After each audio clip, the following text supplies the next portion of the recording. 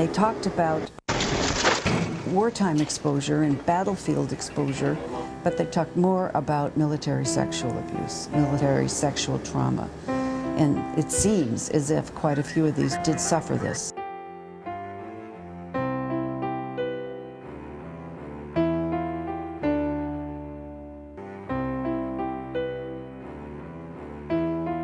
I haven't put myself back together yet, and so any little thing probably, you're just waiting for the bomb to hit.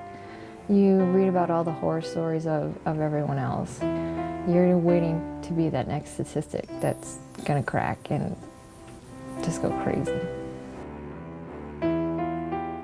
My life was horrible. Up and down spiral, mood swings, nightmares, constant nightmares, bad anxiety problems. Couldn't keep a job, couldn't work with men. It creeped me out. My bedroom is, as weird as it sounds, off limits to me.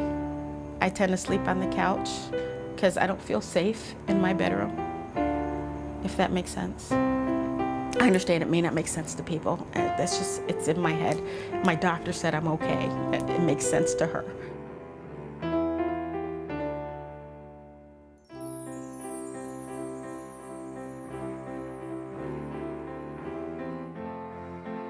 Women in the past in the military, well, they weren't really deployed in any numbers in any other role than healthcare until, you know, the Desert Storm. They're driving trucks into combat. They're mechanics. They're flying helicopters. They're certainly exposed to wartime tragedies and disasters and, you know, terrible injuries and death and seeing children die.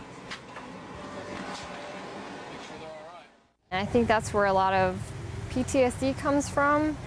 A lot of people don't know, you know, did I do something wrong? Am I a sinner? Am I, you know, the one that should be shameful, or am I the hero?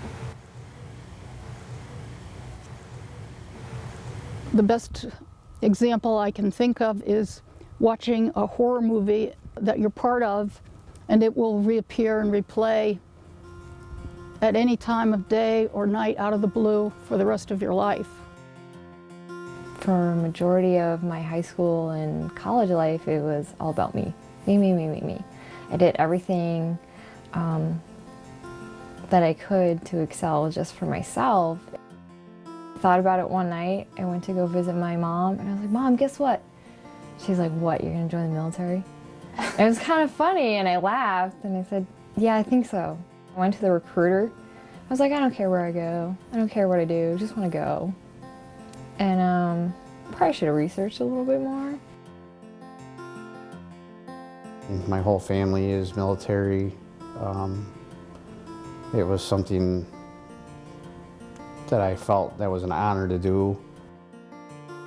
In boot camp, I was a baby. Everyone, it was like a big family, and I was the baby of the family, and everybody helped me so I could make it through boot camp because of my age and my being so naive and not knowing how to do a lot of things. Appearing on to the ship and meeting these people, it was like, oh, okay, you know, this is what life is going to be like. You know, these people are going to be my family.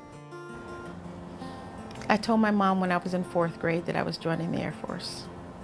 There was nothing that I could really find in Rochester that really seemed appealing to me.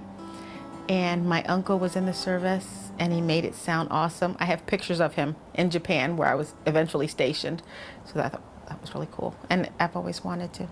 I saw it as a chance to see the world, to get a decent education, and to make some memories.